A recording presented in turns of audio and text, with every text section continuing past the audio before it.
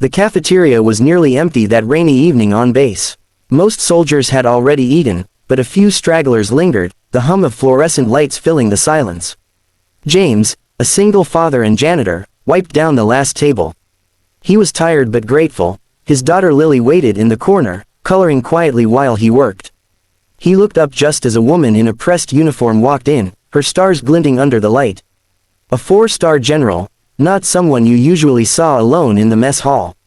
General Harper moved quietly, trying not to draw attention. She carried herself with the calm authority of someone used to command, yet tonight there was something weary about her. Her daughter, a young girl named Emma, trailed behind, clutching a small teddy bear. They sat at a corner table, the general ordering only one meal. James noticed it, 2 people, 1 plate. He didn't mean to stare, but Lily tugged his sleeve, whispering, "Daddy, she looks hungry." James looked closer. The general gently slid the plate toward her daughter, pretending she wasn't hungry herself. Emma hesitated before eating, glancing nervously at her mother. The sight hit James harder than expected. He'd known hunger before, nights when he'd let Lily eat while he pretended to be full. Seeing that same quiet sacrifice in someone so powerful felt surreal. He could have ignored it, but Lily's innocent eyes made that impossible.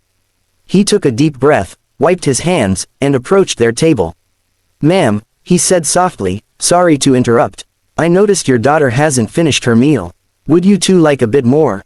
I can get something from the kitchen." General Harper stiffened, surprised that a janitor was addressing her directly. For a moment, she seemed ready to decline, but then she saw his daughter watching from across the room, and she smiled faintly. "Thank you, but we're fine." James nodded and turned back toward the kitchen, but Lily wasn't convinced. "Daddy," she whispered, "can I give her my muffin?" It was the only treat she had saved from lunch. James hesitated. They didn't have much, but something about the way Emma looked at the food made his heart ache. He nodded, and Lily walked shyly toward the general's table, holding out the muffin with both hands.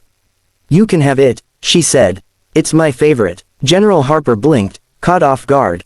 She started to refuse, but her daughter's eyes lit up at the sight of the muffin. "Thank you," Emma said, her voice small but warm. Lily smiled. "My daddy says sharing makes food taste better."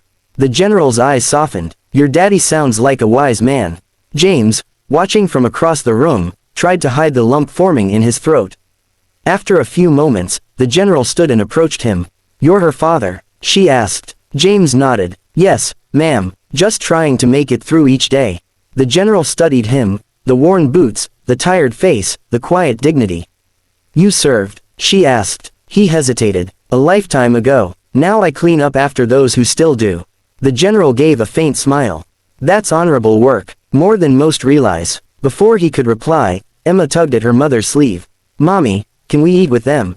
The general hesitated. It wasn't something she usually did, mix ranks, let alone dine with civilians, but something about Lily's bright smile made her nod. "If it's okay with your father," she said. James gestured toward the table. "You're welcome to join us." And just like that, 2 worlds, one of command and one of quiet survival, sat down to share a simple meal. They talked in soft tones. The girls giggled over crayons and shared stories about school, while the adults exchanged guarded smiles. For a while, the titles didn't matter, not general or janitor, just 2 parents trying to raise good daughters. Harper asked about his work, his late wife, and how he managed. James spoke honestly, without bitterness. "Some days are hard," he admitted. "But she gives me a reason to keep going." General Harper's expression softened. "I understand," she said quietly. "Emma's father passed away 2 years ago. I've been trying to balance duty and motherhood ever since." Her voice trembled slightly, the admission of vulnerability from someone so strong made James pause. "You're doing better than you think," he said. "Your daughter looks at you the way mine looks at me, like you hung the moon." The general chuckled softly, then fell silent. For the first time that night, she ate, not out of hunger, but comfort. There was something healing about that table, about shared humanity stripped of rank and struggle.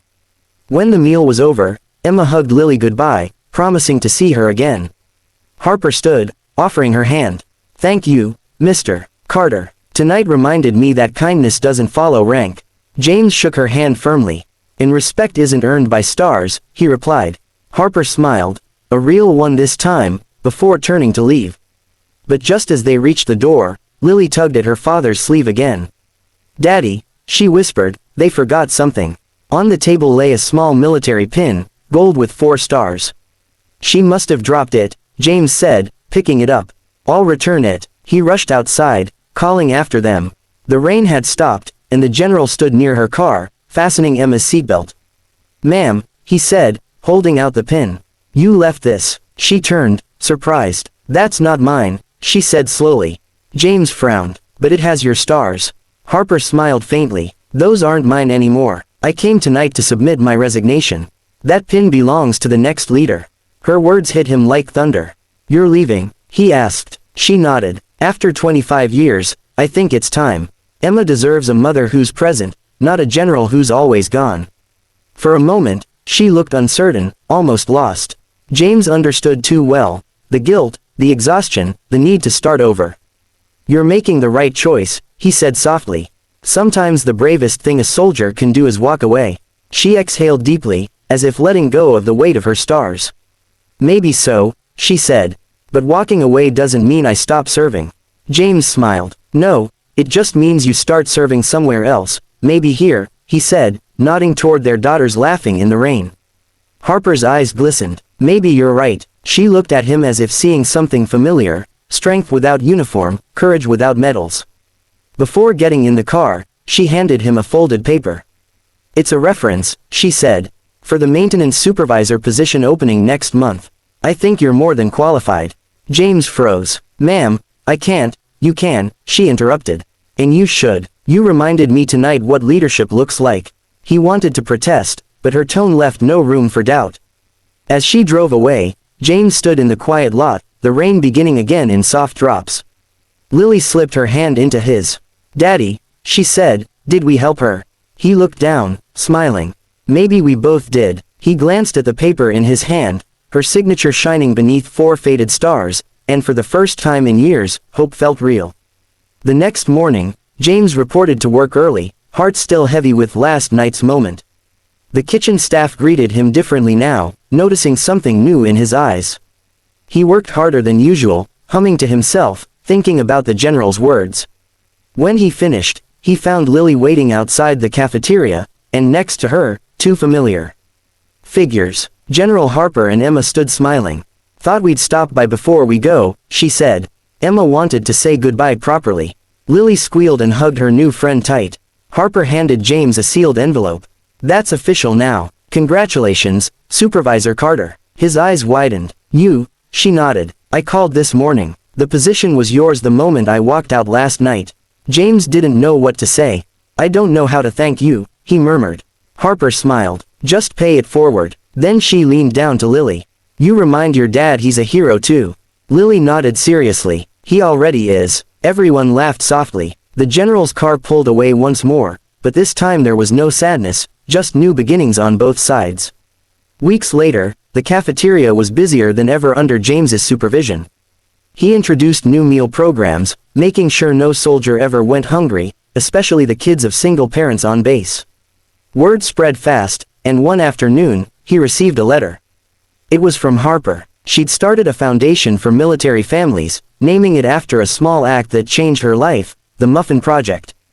James smiled through tears as he read her words. Sometimes the smallest kindness feeds more than hunger. It restores faith. He looked over at Lily, laughing in the kitchen with other kids. Life had a strange way of turning quiet moments into lasting change. That night, as he locked up, he whispered to himself, "One plate, one heart, one act, that's all it takes."